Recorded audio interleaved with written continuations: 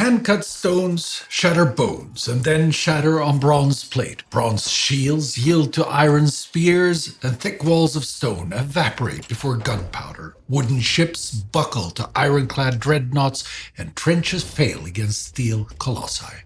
Thicker plate is countered by bigger guns, bigger bombs met by thicker concrete, attack and defense, the primordial competition of the human race. After World War II, the United States of America stands at the pinnacle of the arms race with a bomb against which no armor exists. The Soviets know that in this case, the only true shield is a sword of equal might, and they are about to forge their own.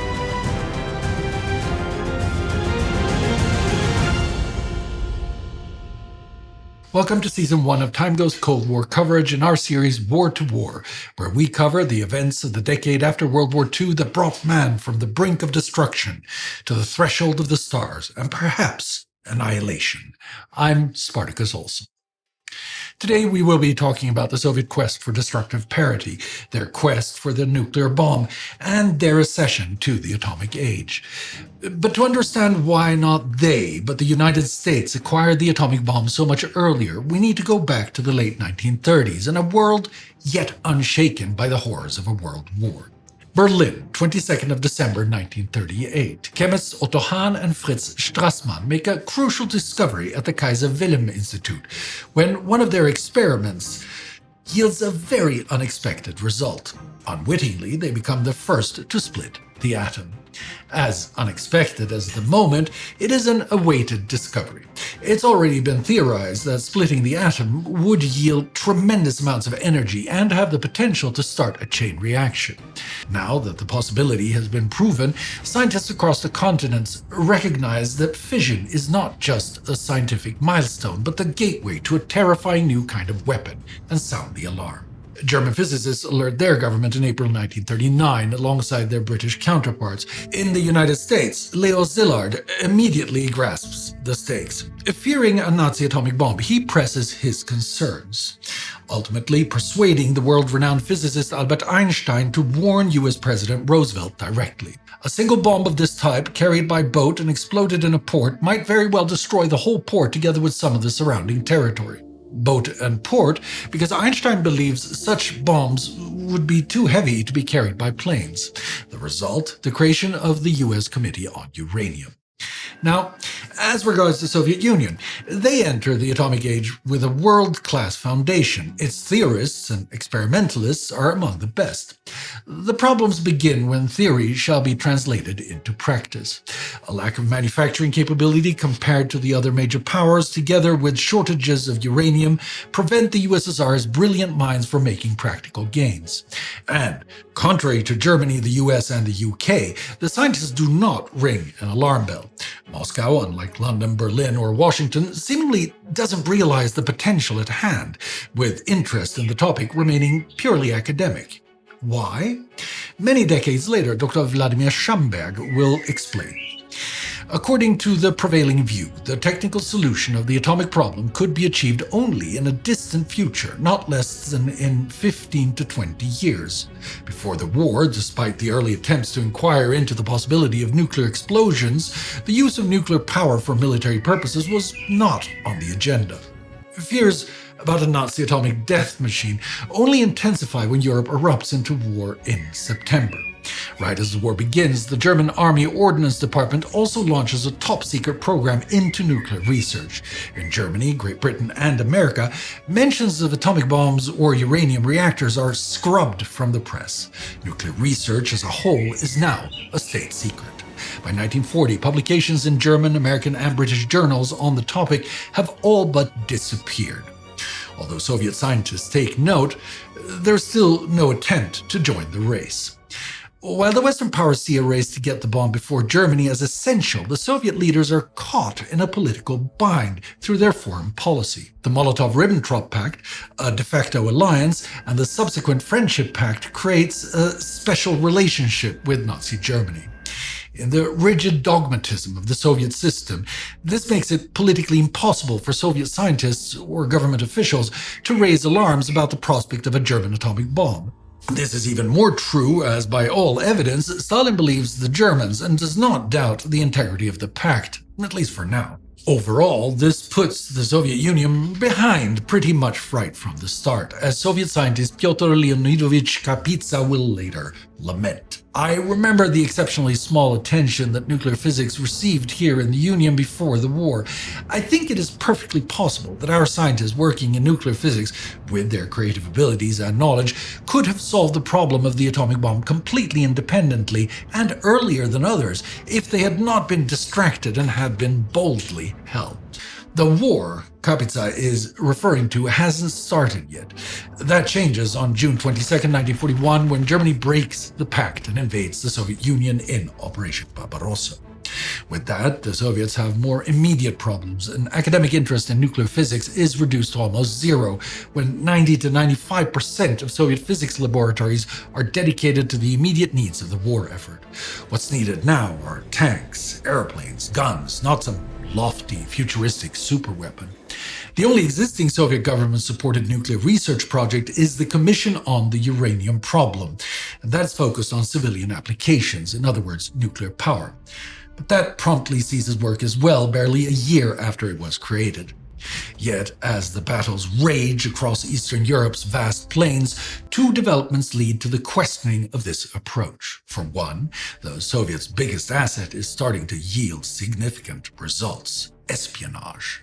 Spies embedded in London get their hands on the MOD report, compiled by leading British physicists. It reads, "We should like to emphasize at the beginning of this report that we entered the project with more skepticism than belief. Though we felt it was a matter which had to be investigated, we consider that the destructive effect, both material and moral, is so great that every effort should be made to produce bombs of this kind. As regards the time required, we estimate that the material for the first bomb could be ready by the end of 1943. So much for 15 to 20 years. Lavrenti Beria, head of the NKVD, the Soviet Secret Police, Internal Security Agency, and Interior Ministry, sends a report to Stalin and the State Defense Committee in March 1942 based on the information from the MOD report. 1 month later, a Soviet scientist also sounds the alarm bell: Georgy Nikolaevich Flyorov. He re-examines the absence of research articles, specifically also noting the suspicious silence in U.S. publications. He draws the right conclusion. The silence is not the result of an absence of research. In a word, the seal of silence has been imposed, and this is the best proof of the vigorous work that is going on now abroad. In military technology, a real revolution will take place. It will take place without our participation."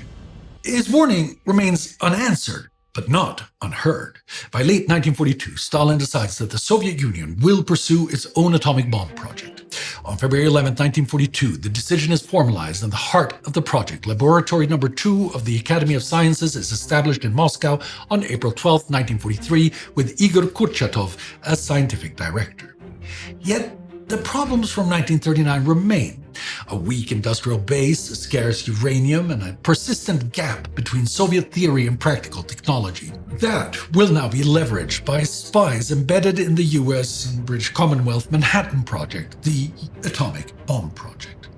Soviet-friendly assets like physicist Klaus Fuchs now give the Soviets a pretty clear understanding of what's going on. In fact, Stalin knows of the project well before US Vice President Harry Truman, who will only be informed when he becomes president after the death of President Roosevelt. Nonetheless, by 1943, the Soviets still lack detailed technical information, but by 1945, they will know almost everything there is to know. Yet, the Soviet initiative remains, for lack of a better word, unmotivated. This is because of three things mostly. For one, by 1943, Germany, not the Soviet Union, is on the defensive. The Kremlin knows that the likelihood of a German bomb is low, if not zero. So, at least for the war against Germany, a Soviet bomb is not necessary. The second reason is Beria himself. From the very beginning, Beria suspected disinformation in these reports, thinking that the enemy was trying to draw us in this way into huge expenditures of resources and effort on work which had no future. And he holds these beliefs even after work on a Soviet bomb begins. He goes so far as to threaten intelligence personnel, saying, "If this is disinformation, I'll put you all in the cellar." Last, Beria, Stalin, or any other leading officials failed to anticipate the significance of the atomic bomb and what it could mean in the realms of international relations. This outlook does not change. Not after Fuchs warns about the Trinity test, the first American nuclear test on July 16, 1945. Not after he specifies that the expected yield is 10,000 tons of TNT. Just to clarify, that's 4 times the yield of the Halifax munitions ship explosion, the largest accidental blast in history, and about 20 times greater than the biggest deliberate explosion, the 19 mines detonated near Ypres in World War I. Nor do they listen when Fuchs relays that, should the test succeed, the bomb will be used on Japan. Nor after Stalin is informed about Trinity's success 2 days after it happens. Not even Truman's alleged remarks at the Potsdam Conference between July 17th and August 2nd, 1945, confirming that the US now has a new weapon of unusual destructive force, manages to convey the urgency of the situation. A mistaken belief that only days later is shattered in 2 consecutive blows of unrivaled magnitude. On August 6, 1945, at 8:15 a.m. local time, the architects of destruction test their new instrument of annihilation on Hiroshima. Before 1945 is over, 140,000 people will die as a result. The yield is even greater than Trinity, between 13 and 15,000 tons of TNT, or 13 to 15 kilotons. 3 days later, the Earth is shattered yet again, with even greater force in Nagasaki, sending another 80,000 to their graves. This bomb, Fat Man, yields 21 kilotons, 40 times the mine bombs at Ypres. Stalin is caught off guard. Once again, he has ignored the warnings of his own intelligence services. This presents an interesting parallel between the beginning and the end of the war. Just as Stalin was caught off guard by the German invasion despite numerous warnings, he was again surprised by the atomic bomb, even with all the detailed intelligence in hand. Stalin's reaction is immediate and volcanic, though. The implications for Soviet ambitions in Europe are devastating. Stalin was really enraged. What he perceived was the collapse of his dream of expansion of socialist revolution throughout all Europe, the dream that had seemed so real after the capitulation of Germany and was now invalidated by the carelessness of our atomic scientists with Kurchatov at the top. The bomb not only surprises or enrages Stalin, it forces a radical rethinking of Soviet policy, as he himself tells 2 of his chief nuclear scientists in the middle of August. Hiroshima has shaken the whole world. The balance has been destroyed. The balance between the 2 newly ascended superpowers of the world, the United States of America and the Soviet Union, that is. Although Stalin's biggest fear at this moment is not a nuclear strike on Moscow. Stalin doesn't see the bomb as a military threat. He dismisses it as meant to frighten those with weak nerves. He believes it won't decide wars or outweigh Soviet ground forces, so military doctrine stays the same. The real challenge is countering American political leverage, nuclear diplomacy, a post-war world order dictated by the US sitting atop its new creation. This means 2 things. Stalin refuses to be intimidated by American atomic supremacy and races to build a bomb of his own. Something that further sours the wartime allies' relationship as the hot war they exited together grows colder and colder. He wastes no time. On August 20th, 1945, a special committee and the First Chief Directorate are created to oversee a crash program to build a Soviet bomb as quickly as possible. Stalin tells Kurchatov, the chief scientist, if a child doesn't cry, the mother doesn't know what he needs. Ask for whatever you like. You won't be refused. And he means it. The Soviet A-bomb becomes national priority number 1. No material, manpower, or other expenses are spared, and swiftness is the only thing that matters. Beria, put in overall charge of the project, is a man who knows how to wring out the maximum amount of resources from the battered Soviet economy. Espionage now becomes even more central. Intelligence operatives are ordered to gather every scrap of information about atomic weapons from the West, while Soviet scientists and military teams are sent to Hiroshima to study the devastation firsthand. And the Soviets also plan to use their vanquished foe, Germany. It was necessary also to use Germany in every possible way, since it had people, equipment, experience, and factories. The project now gathers momentum quickly. It helps that the Soviets get their hands on the Smith Report by the end of 1945, the official U.S. government account of the Manhattan Project, including technical information on uranium enrichment and much more. Again, Soviet espionage delivers. Just 1 year later, on December 25, 1946, the first sustained nuclear chain reaction is initiated. Come spring, the laboratory specifically for the construction of a bomb becomes operational, KB-11, in the closed city of Sarov in the Novgorod region of Russia. Now, even if some Soviet scientists have already started work on a superior design, Stalin is clear. He wants a copy of the American bomb. He worries that while a unique Soviet approach, ostensibly more cost-efficient and without doubt more advanced than the American design, would take longer. While the US intelligence agencies may be playing catch-up with their Soviet counterparts, they are not oblivious to the Soviet attempt to build their own bomb. On July 25, 1948, President Truman receives a memorandum from the recently founded Central Intelligence Agency, the CIA. On the basis of the evidence now in our possession, it is estimated that the earliest date by which it is remotely possible that the USSR may have completed its first atomic bomb is mid-1950, but the most probable date is believed to be mid-1953. This reassuring assessment is repeated to President Truman in July 1949, so he believes the United States still has time, not much, but at least a year, maybe 4. Then, in another world-altering moment, that last prognosis is ripped apart. Not 1 nor 4 years later, but just 2 months after the report, on August 29, 1949, at the remote Semipalatinsk test site in Kazakhstan, the Soviet Union detonates RDS-1, a near replica of the Fat Man bomb that obliterated Nagasaki. Of course, the Soviets do not plan on openly sharing this news with the US and the wider world. Why give away the strategic advantage and encourage the US to accelerate its nuclear weapons program? For the moment, they celebrate their triumph in secret. There was general exultation at the command post. Beria embraced Kurchatov, kissed him, and said it would have been a great misfortune if it had not worked. Kurchatov knew very well what kind of misfortune it would have been.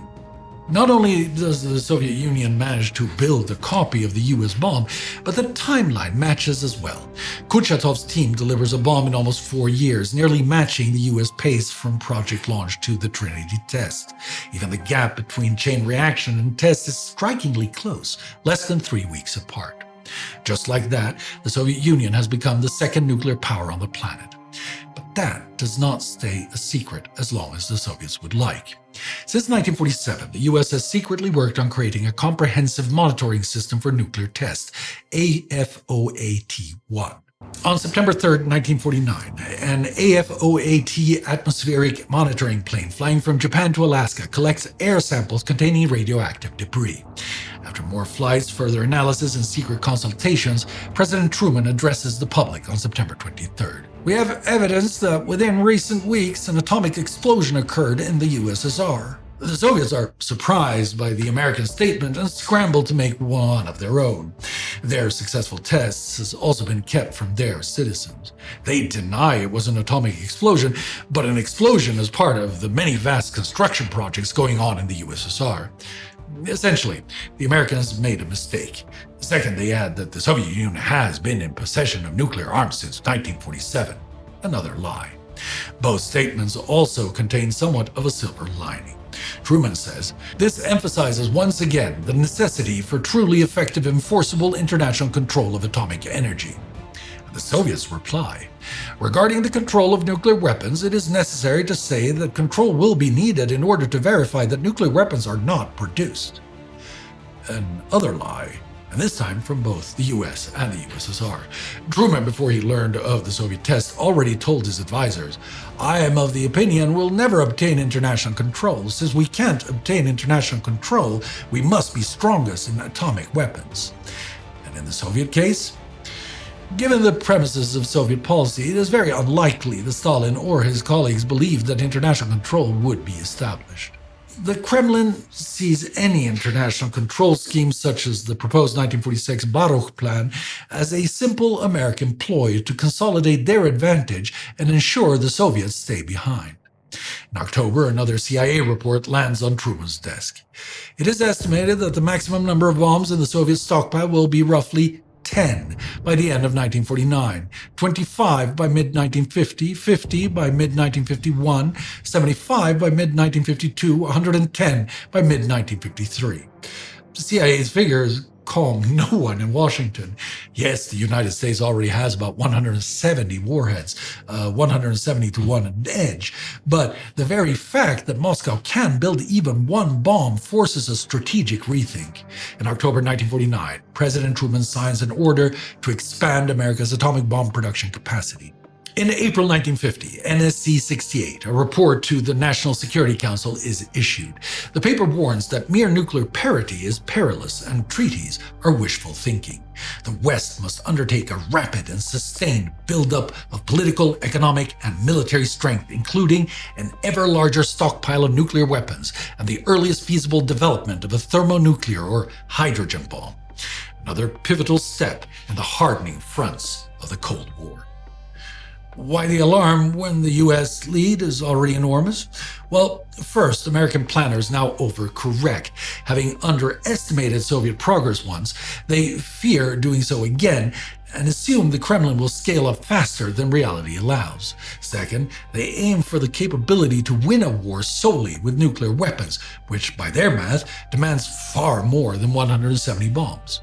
Third, only a thermonuclear or hydrogen bomb, thousands of times more powerful than Hiroshima, promises a decisive edge if quantity alone cannot guarantee victory.